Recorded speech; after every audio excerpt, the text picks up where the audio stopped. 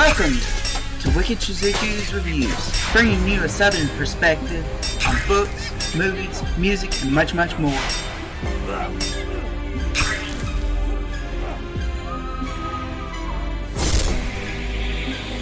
Stick around for a while, you just might hear something wicked.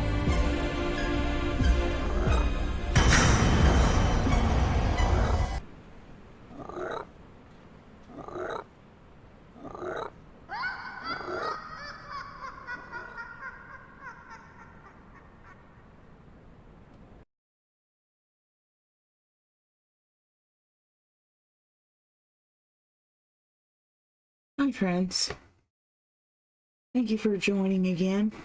This is episode 12 on Wicked Shizuku's Reviews. I'm sorry I wasn't able to bring it to you the day that I promised and that I didn't stream that night. I wasn't feeling very well at all. And little update on that is that I went to my CT scan, hoping to get it done and everything. Well, I had to reschedule because they didn't have a tech there to be able to do the CT scan. So, it's rescheduled again for sometime a week after next. So, now I'm a little bit of delay there. So, I'm really hoping that it'll get done soon. And I will be able to come to you at a more regular time, and it won't be nearly as chaotic in me having to apologize to you constantly on Telegram. Do forgive me though. So we will continue with Eothen tonight.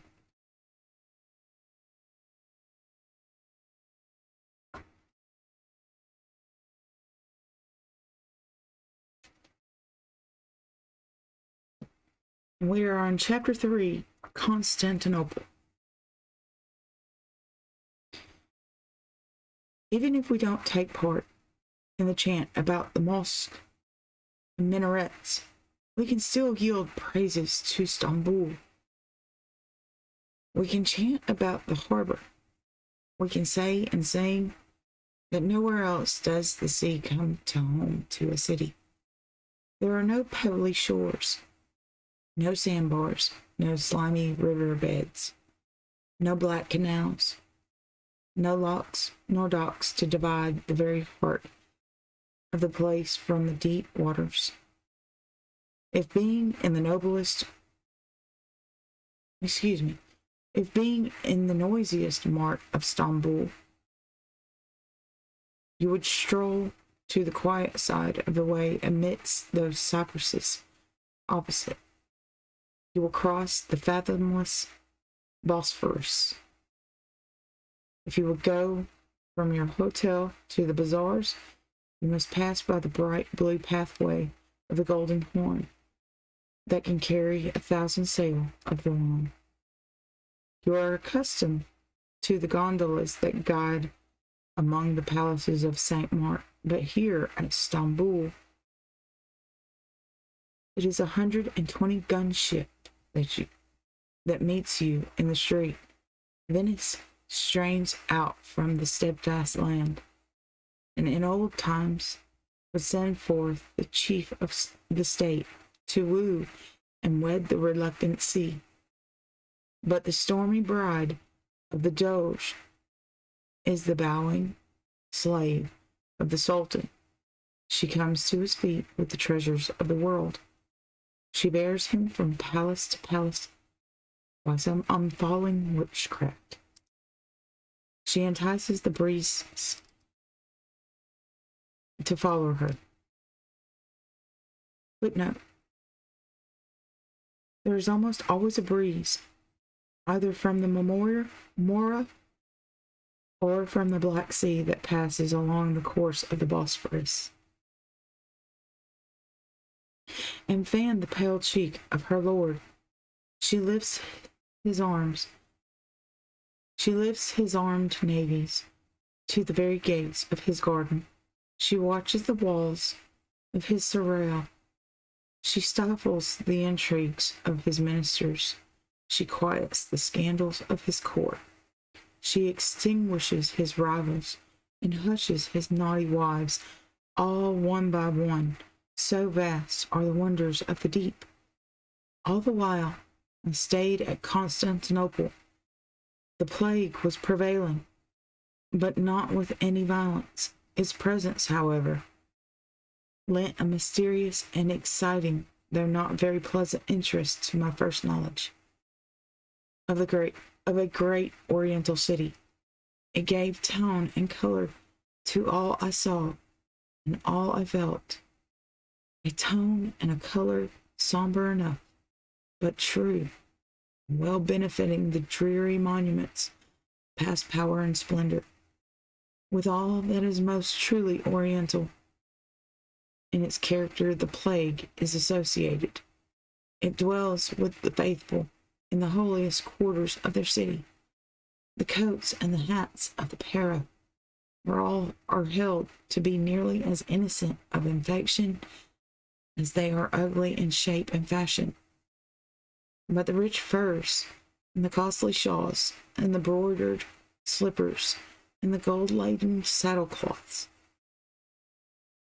the fragrance of burning aloes, and the rich aroma of patchouli, these are the signs that mark the familiar home of plague. You go out from your queenly London, the center of the greatest and strongest among all earthly dominions. You go out thence and travel. Hold on one moment.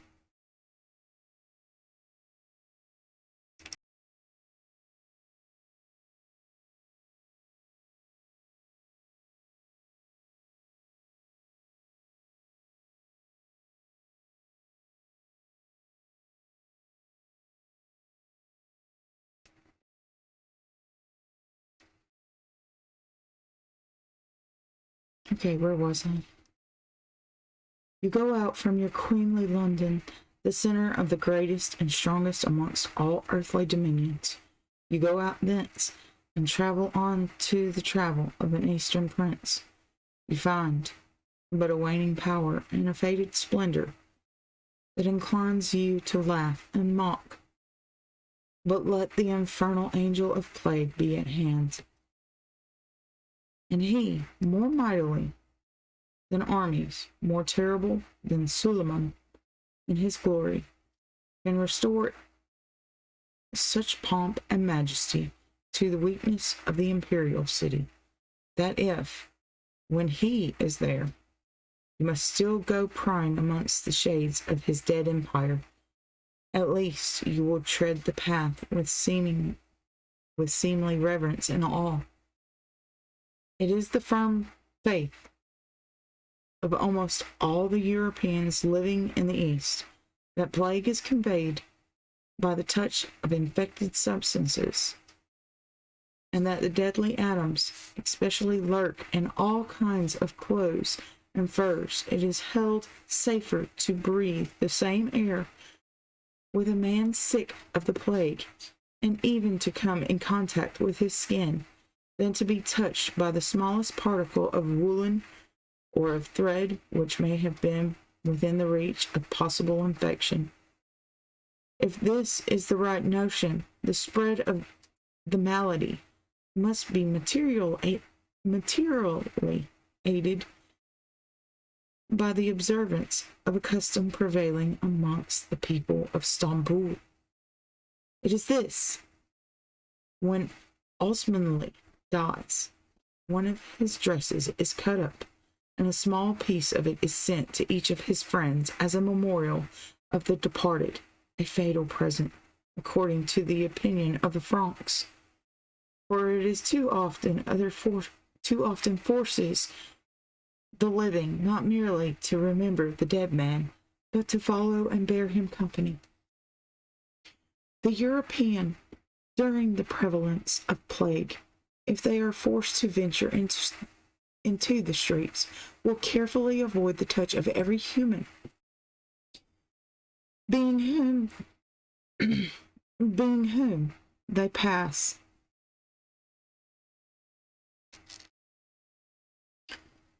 Their conduct in this respect shows them strongly in contrast with the true believers.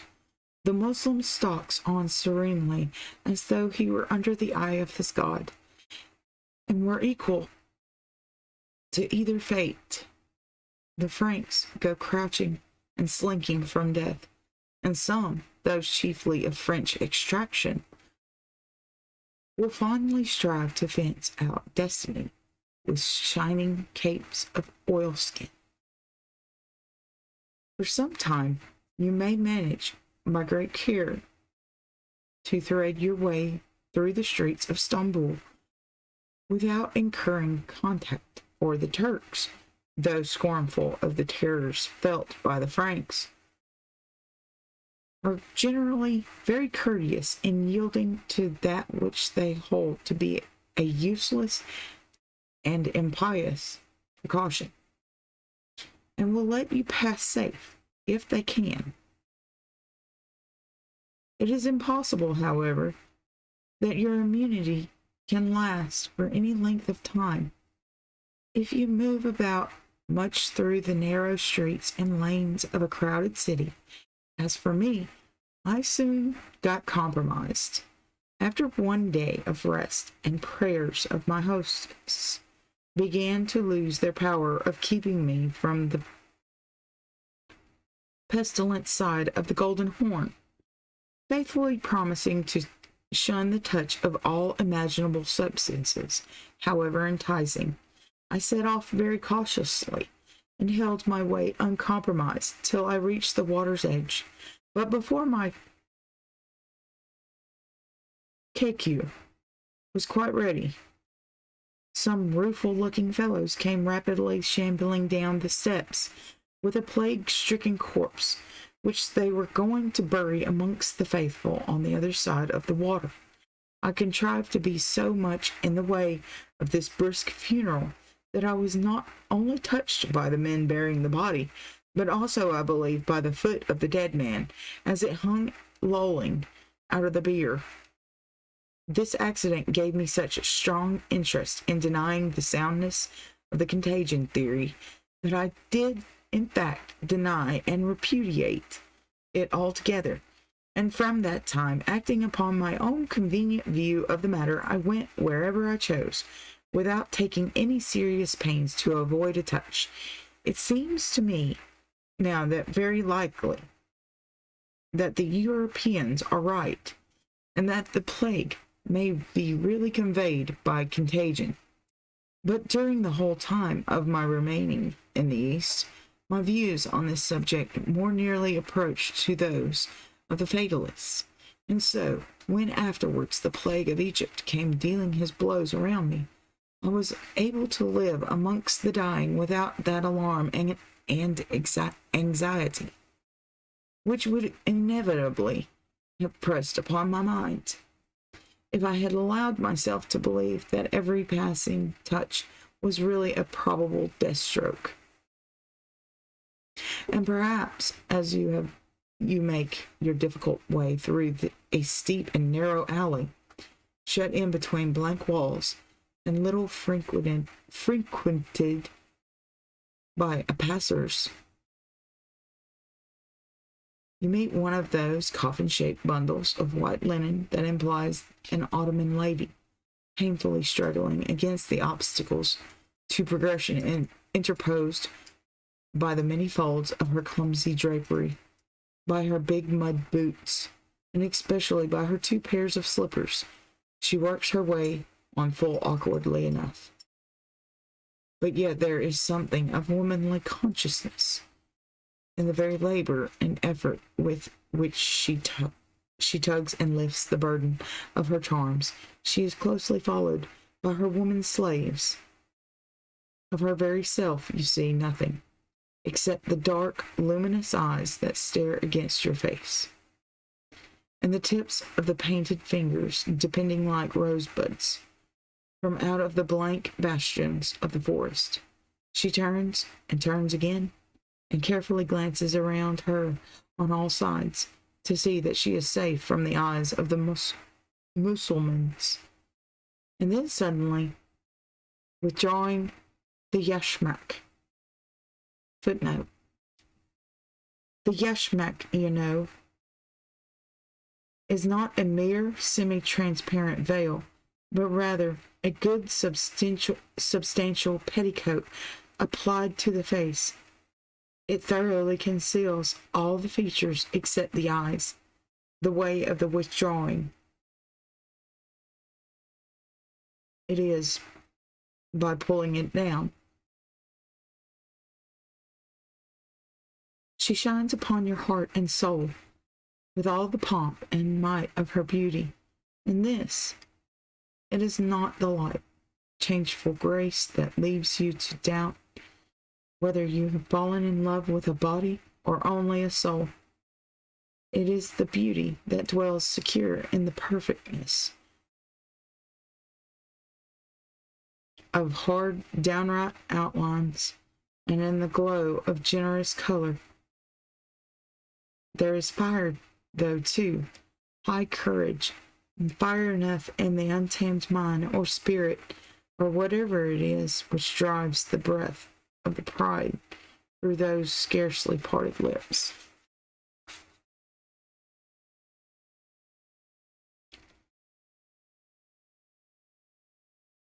You smile at a pretty woman. You turn pale before the beauty that is great enough to have dominion over you. She sees and exults in your giddiness. She sees and smiles, then presently, with a sudden movement, she lays her blushing fingers upon your arm and cries out, Morjak, plague, meaning there is a present of the plague for you. This is her notion of witticism. It is a very old piece of fun, no doubt. Quite an Oriental Joe Miller. But the Turks are fondly attached, not only to the institutions, but also to the jokes of their ancestors.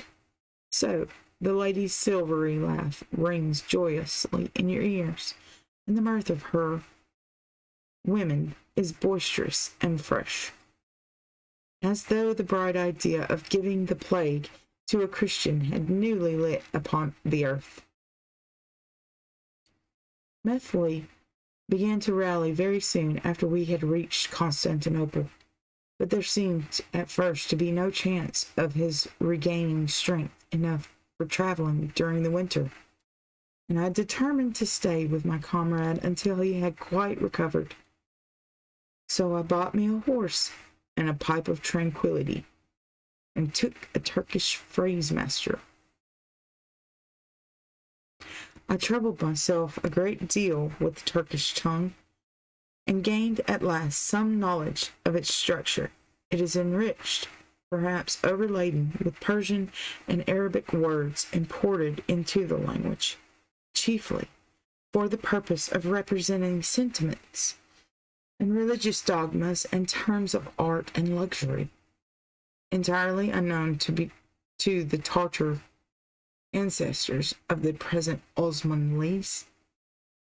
But the body and the spirit of the old tongue are yet alive, and the smooth words of the shopkeeper at Constantinople can still carry understanding to the ears of the untamed millions who rove over the plains of northern Asia. The structure of the language, especially in its more lengthy sentences, is very like to the Latin. The subject matters are slowly and patiently enumerated without disclosing the purpose of the speaker until he reaches the end of his sentence. And then at last, there comes the clinching word, which gives a meaning and connection to all that has gone before. Even if you listen at all to speaking of this kind, your attention, rather than be suffered to flag,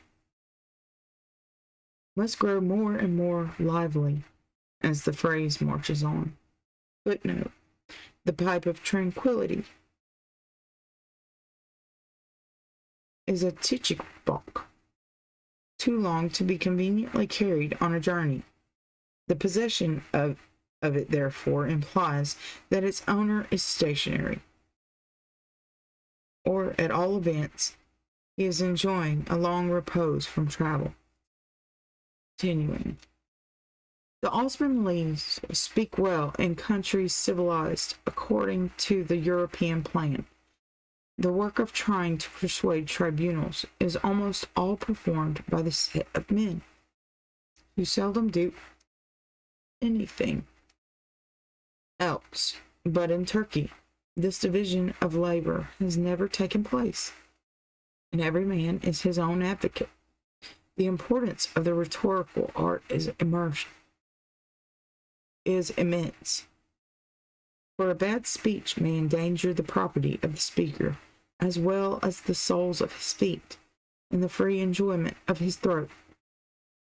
So it results that most of the Turks whom one sees have a lawyer-like habit of speaking connectedly, at length.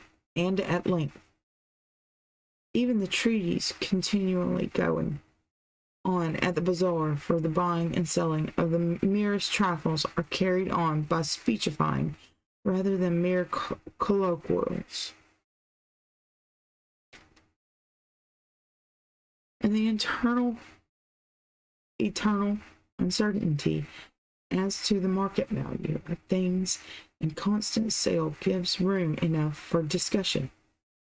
The seller is forever demanding a price immensely beyond that for which he sells at last, and so occasions unspeakable disgust in many Englishmen, who cannot see why an honest dealer should ask for more of his goods than he will really take. The truth is, however, that an ordinary tradesman of Constantinople has no other way of finding out the fair market value of his property. His difficulty is easily shown by comparing the mechanism of the commercial system in Turkey with that of our own people in England or in any other great mercantile country. The bulk of the things brought and sold goes through the hands of a wholesale dealer, and it is he who higgies and bargains with an entire nation of purchasers by entering into treaty with retail sellers. The labor of making a few large contracts is sufficient to give a clue for finding the fair market value of the goods sold throughout the country. But in Turkey, from the primitive habits of the people, and partly from the absence of great capital and great credit, the importing merchant, the warehouseman, the wholesale dealer, the retail dealer, and the shopman are all one person. Old Mustafa, or Abdullah, or Haji Muhammad waddles up from the water's edge with a small packet of merchandise which he has bought out of a Greek brigantine. And when at last he has reached his nook in the bazaar, he puts his goods before the counter and himself upon it. Then, laying fire to his chichikabo, boku, he sits in permanence and patiently waits to obtain the best price that can be got in an open market. This is fair right as a seller, but he has no means of finding out what that best price is, except by actual experiment. He cannot know the intensity of the demand or the abundance of the supply otherwise than by the offers which may be made for his little bundle of goods. So he begins by asking a perfectly hopeless price, and then descends the ladder until he meets a purchaser forever, striving to attain by shadowing out the unattainable.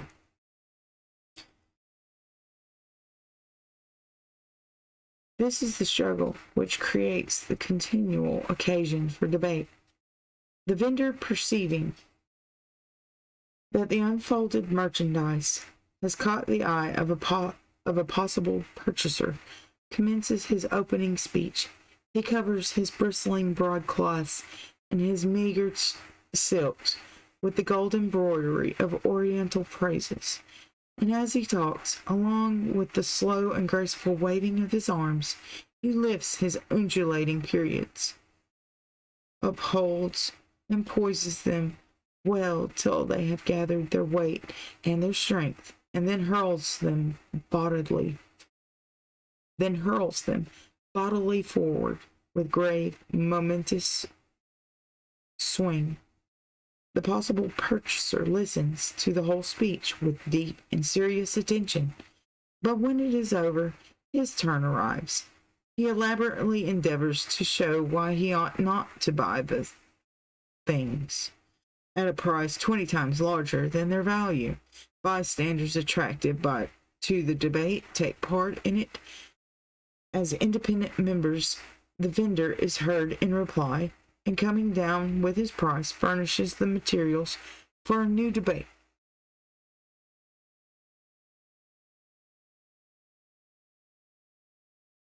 Sometimes, however, the dealer, if he is a very pious Mussulman, and sufficiently rich to hold back his ware, will take a more dignified part, maintaining a kind of judicial gravity and receiving the applicants to come to his stall as if they were rather suitors than customers. He will quietly hear to the end some long speeches that concludes with an offer, and will answer it with all that bold monosyllable "yok," which means distinctly no. I caught one glimpse of the old heathen world. My habits of studying military subjects had been hardening my heart against poetry. Forever staring at the flames of battle, I had blinded myself to the lesser and finer lights that are shed from the imaginations of men. In my reading at this time, I delighted to follow out of the Arabian sands the feet of the armed believers, and to stand in the broad manifest storm tract of Tartar devastation. And thus, though surrounded at Constantinople by scenes of much interest to the classical scholar, I had cast aside their association like an old Greek grammar, or an old Greek scholar, and turned my face to the shining Orient, forgetful of old Greece.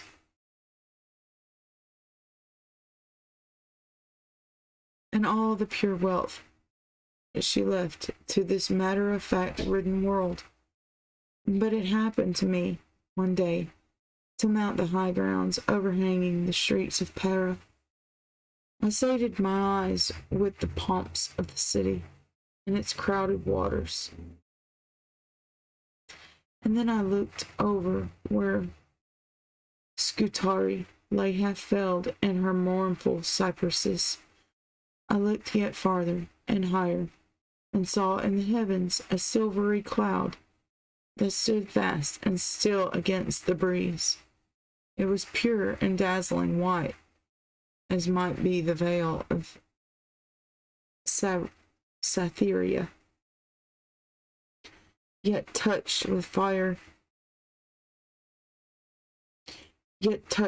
such fire as though from beneath the loving eyes of an immortal were shining through and through. I knew the bearing, but I had enormously misjudged its distance and underrated its height. And so it was a sign and a testimony, although as a call from the neglected gods, that I now saw and acknowledged the snowy crown of the Mysian Olympus.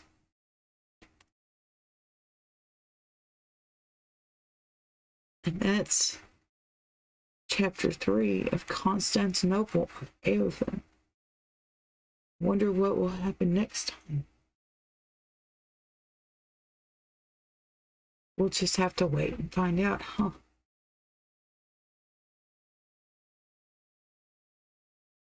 Okay. I'm going to take a short break and I will be right back. See you on the next side.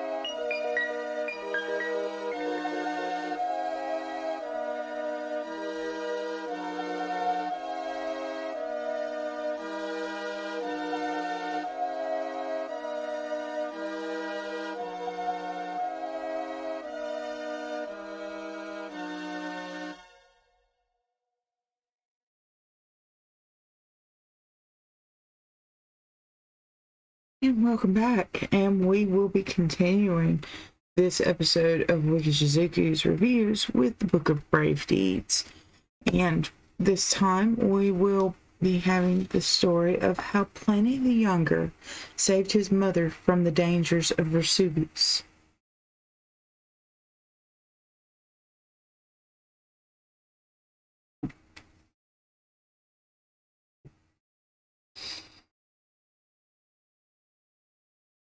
From his letter to Tacticus.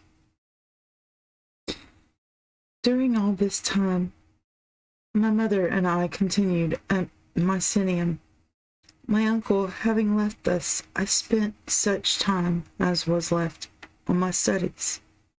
It was on their account, indeed, that I had stopped behind till it was time for my bath. After which I went to supper, and then fell into a short and uneasy sleep. There had been noticed for many days before a trembling of the earth, which did not alarm us much. But as this is quite an ordinary occurrence at Campania, it was so particularly violent that that night that it not only shook, but actually overturned, as it would seem, everything about us. My mother rushed into my chambers, where she found me rising in order to awaken her. We sat down in the open court of the house, which occupied a small space between the buildings and the sea. As I was at that time but 18 years of age, I know not whether I should call my behavior in this dangerous juncture courage or folly, but I took up Livy and amused myself with turning over that author and even making extracts from him, as if I had been perfectly at my leisure. Just then a friend of my uncle's, who had lately come to him from Spain, joined us, and observing me sitting by my mother with a book in my hand, reproved her for her coldness, and me at the same time for my careless security. Nevertheless, I went on with my author, though it was now morning. The light was still exceedingly faint and doubtful. The buildings all around us tottered, and though we stood upon open ground, yet as the place was narrow and confined, that there was no remaining without imminent danger, we therefore resolved to quit the town. A panic-stricken crowd followed us, and as to a mind distracted with terror, every suggestion seems more prudent than its own, pressed on us in dense array to drive us forward as we came out. Being at the convenient distance from the houses, we stood still in the midst of a most dangerous and dreadful scene. The chariots which we had ordered to be drawn out were so agitated. He's explaining his mother. And that's all of the illustrations, so I'm going to shift back.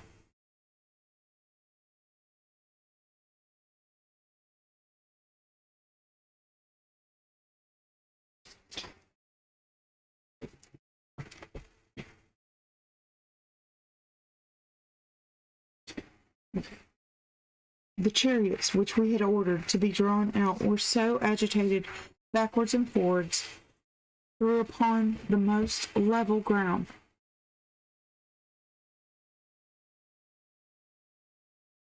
that we could not keep them steady, even by supporting them with large stones. The sea seemed to roll back upon itself, and to be driven from its banks by the convulsive motion of the earth. It is certain, at least, the shore was considerably enlarged, and several sea animals were left upon it. On the other side, a black and dreadful cloud, broken with rapid zigzag flashes, revealed behind it a variously shaped masses of flame. These last were like sheet lightning, but much larger. Replied this our Spanish friend, whom I mentioned above, addressing himself to my mother and me with great energy and urgency. If your brother, he said, if your uncle be safe, he certainly wishes you may be so too. But if he perished, it was his desire, no doubt, that you might both survive him. Why, therefore, do you delay your escape a moment? We could never think of our own safety, we said, while we were uncertain of his. Upon this, our friend left us and withdrew from the danger with the utmost precipitation. Soon afterwards, the cloud began to descend and cover the sea. It had already surrounded and concealed the island of Capri and the promontory of Mycenium. My mother now besought, urged, even commanded me to make my escape at any rate, which, as I was young, I might easily do. As for herself, she said, her age and her corpulency rendered all attempts of that sort impossible. However, she would willingly meet death if she could have the satisfaction of seeing that she was not the occasion of mine. But I absolutely refused to leave her, and taking her by the hand, compelled her to go with me.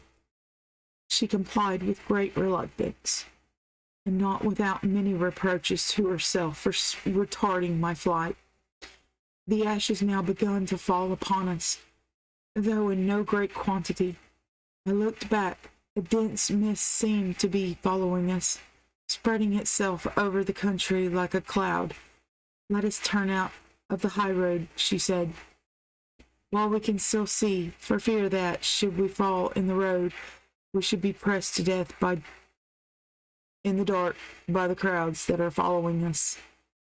We had scarcely sat down when the night came upon us, not such as we have when the sky is cloudy, or when there is no moon, but that of a room when it is shut up and all the lights put out. You might hear the shrieks of women, the screams of children, and the shouts of men, some calling for their children, others for their parents, others for their husbands, and seeking to recognize each other by the voices that replied, one lamenting his own fate, another that of his family. Some wishing to die from the very fear of dying, some lifting their hands to the gods, but the greater part convinced that there were now no gods at all, and that the final endless night of which we have heard had come upon the world. Among these were some who augmented the real terrors by others imaginary or willfully invented. I remember some who declared that one part of Mycenium had fallen, and another was on fire. It was false, but they found people who believed them. It now grew rather lighter, which we imagined to be the forerunner of an approaching burst rather of flames, as in truth it was, than the return of day. However, the fire fell at a distance from us. Then again, we were immersed in thick darkness, and a heavy shower of ashes rained upon us, which we were obliged every now and then to stand up and to shake off. Otherwise, we should have been crushed and buried in the heap. I might boast that during all this scene of horror, not a sign or expression of fear escaped me. had not my support been grounded in that miserable, tough, mighty consolation that all mankind were involved in the same calamity, and that I was perishing with the world itself. At last, this dreadful darkness was dissipated by degrees. Like a cloud or smoke, the real day returned, and even the sun shone out, though with a lurid light, like when an eclipse is coming on. Every object that presented itself to our eyes, which were extremely weakened, seemed changed, being covered deep with ashes, as if with snow. We returned to Mycenium, where we refreshed ourselves as well as we could, and passed an anxious night between hope and fear, though indeed with much larger share of the latter. For the earthquake still continued, while many frenzied persons ran up and down, heightened on their own and their friends' calamities by terrible predictions. However, my mother and I, notwithstanding the danger we had passed, and that which still threatened us, had no thoughts of leaving the place till we could receive some news of my uncle. And that was Pliney saves his mother. Isn't that interesting?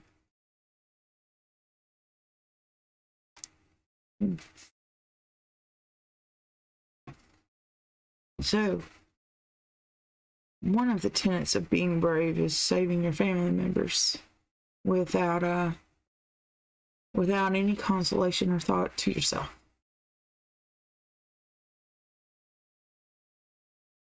So, I'm going to take another short little break, and I shall be right back.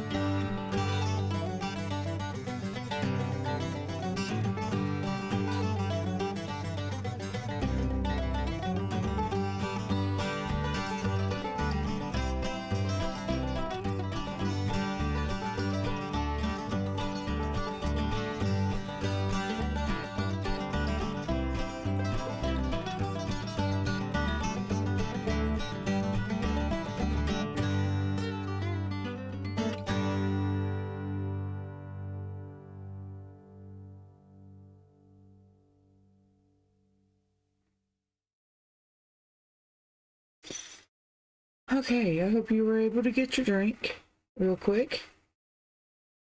And before I forget, I wanted to make a small correction for the previous episode 11.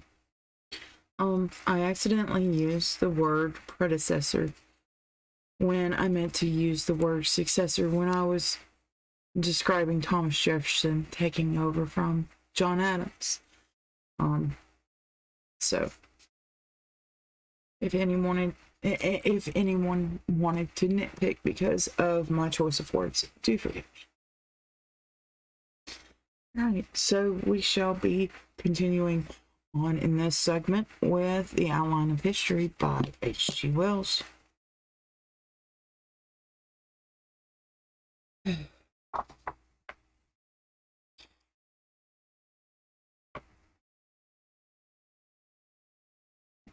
we will be picking up its story and aim, section 3.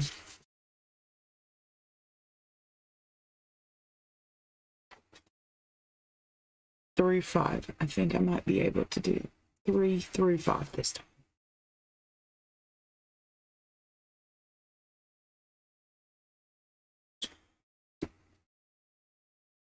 In the criticism of earlier editions of this outline, the complaint was frequently repeated that the development of the arts, and particularly of music, was disregarded. The story of man's achievement of knowledge and of social power was given a considerable length, but hardly anything was said of the appearance and extension of his conscious search for beauty.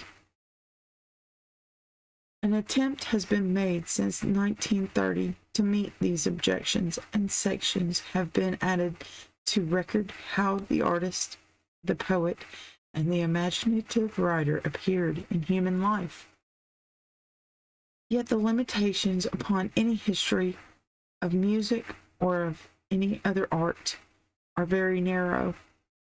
One may note the appearance of new forms, new methods, new instruments, but the only way to the realization of the imaginative arts is to hear it, or see it, or read it. It is no part of our plan to catalog the masters and masterpieces and help our readers to babble great names. Additions have been made necessary by the progress of the excavator. It is hard nowadays for the writer to keep pace with the spade. Moreover, it has been made necessary to scrutinize the account of the First World War closely and to rearrange and in part rewrite the post-war portion. That was much the weakest part of the preceding editions. The exciting hopes and stresses of the time were too close for restrained writing. There was a lack of proportion between this conclusion and the rest of the book. Speeches by Mr. Lloyd George, the perfidies of the Irish struggle, lectures by obscure generals at the United States Institution loomed portentous. Something of the pamphleteer, something of the partisan came in. This latter part has been severely pruned, and a fresh attempt to give a sounder analysis of the world outlook has been made. It is not only in the political field that things have had to be thought out again. The nature of the financial and economic difficulties of the world has become much plainer now than it was before the crisis of 1929, and this again has necessitated very careful revision. 4. The Outline of History proved an extremely successful book. Its extraordinary reception astonished both its publishers and its author. It revealed the existence of a new immense stratum of intelligent people in the modern community, eager and ready to supply the deficiencies of school and college education. It was the worldwide need for such a general view of the historical fact, far more than any literary merit of the outline, which brought about this enormous sale. The discovery of this great mass of inquiring minds with all the political and social possibilities it revealed, was necessarily extremely stimulating to the writer of the outline and his associates. They realized that here was a new element in the world's affairs, a great and as yet disorganized multitude capable of the modern ideology and needing only to be drawn together by a common system of knowledge and understandings to become a dominating influence in the reconstruction in human affairs. It seemed almost ungrateful not to serve this receptive multitude to the utmost. It was not that those responsible for the outline had any great conceit of themselves as leaders, but that the good fortune of that book had put them into a position of exceptional advantage to go on and complete the work of which the outline was manifestly only part. The responsibility of their opportunity far exceeded their powers. The outline gave the framework of international ideas. It was a basis for political thought and activity, but it left certain other fields of universal human interest untouched. Nobody had such a chance of getting these gaps filled in a reasonably short space of time, if he could do it, as the writer of the outline. So, there has now sprung from this beginning 2 other enterprises, which round off and complete a working statement of the general picture of our world needed by the modern citizen.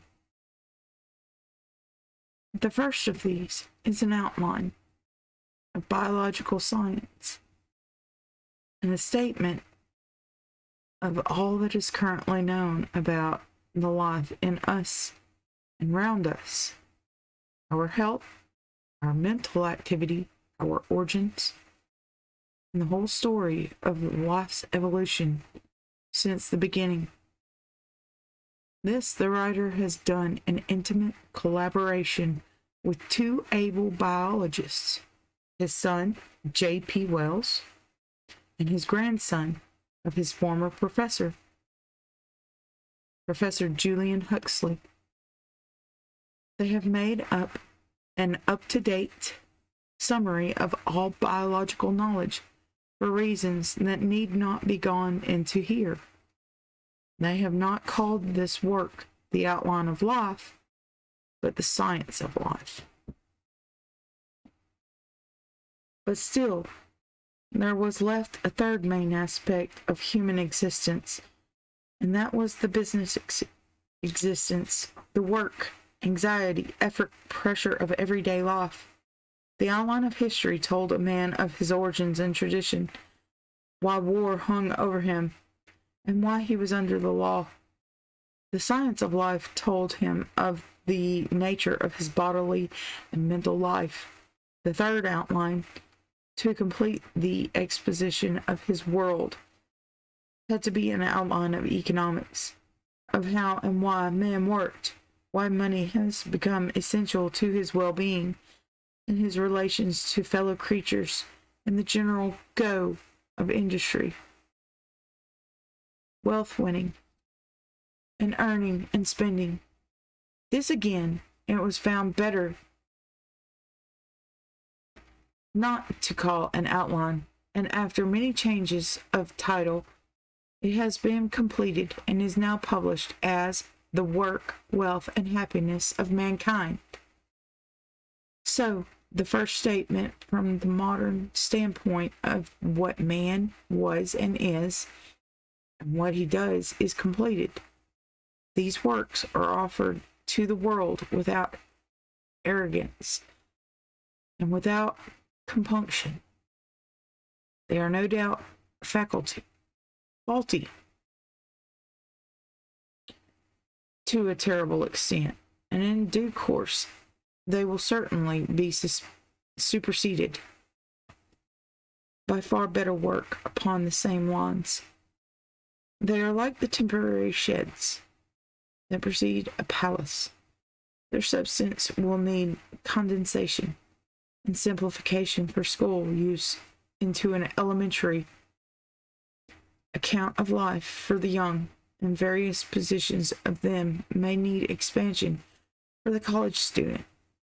But until they are superseded with the three works,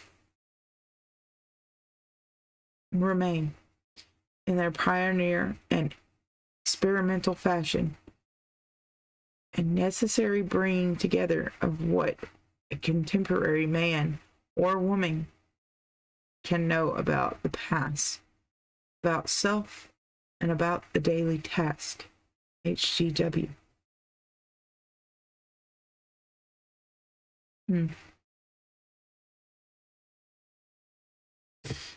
5. The preceding sections are left as Wells wrote them, with only such changes as are necessary to make sense after the passing of years. He intended to make a further serious revision. At intervals, as the preface shows, he added sections to bring the outline up to date, but they were episodic and had faults, of which he was probably conscious. Certainly there exists a copy of which he had begun to correct, and in which everything after about 1930 is stuck out in the table of contents. As his detailed corrections have, of course, been incorporated in my revision, the most interesting of them are that those show a modification of his views upon the Russian Revolution. Several of the more offensive adjectives had been removed. In my revision, I have found practically nothing of importance to alter up to the date where he had made his great crossing out, where I have had to change anything previously. It has always been because of an alteration in our knowledge, not because of an error. The planet Pluto has been discovered, and so have several fossil men. The British Queen is no longer the Empress of India, and therefore some phrases have had to be modified. That is all. The monumentally solid quality of the body of the work has only been proved by time. In later years, I have naturally had to make more changes, but I have always endeavored to remember, where doubt exists, that readers wish to hear the views of Wells, not those of Postgate. For that reason, I have sometimes let stand judgments that would not be my own. I have also had to rewrite whole sections which Wells had merely sketched out. Those who are interested may note that chapters 6 to 9 have been extensively revised by J.P. Wells and myself, and much of section 7 and all of sections 12 and 13 of chapter 39 are from my own hand, and that the concluding chapter is wholly my own. All the rest is substantially H.G. Wells, R.W.P. So I will look at that up real quick. R.W.P. was Raymond Postgate.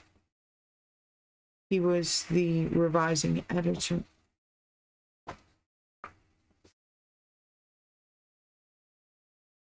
So, that is it for tonight on the outline of history, and we will continue with book 1 the world before man next time around when we come back to H2Os. So, starting to get quite a bit tired, and I'm sure you are too.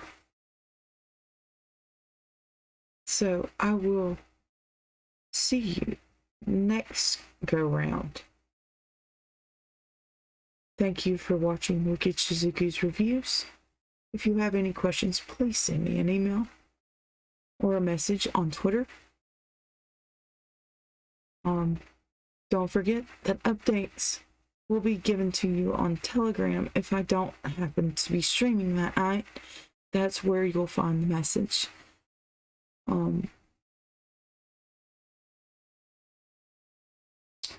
I hope you have a wonderful evening.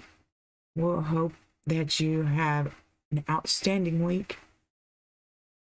Be kind to each other. Great evening. Thanks for watching.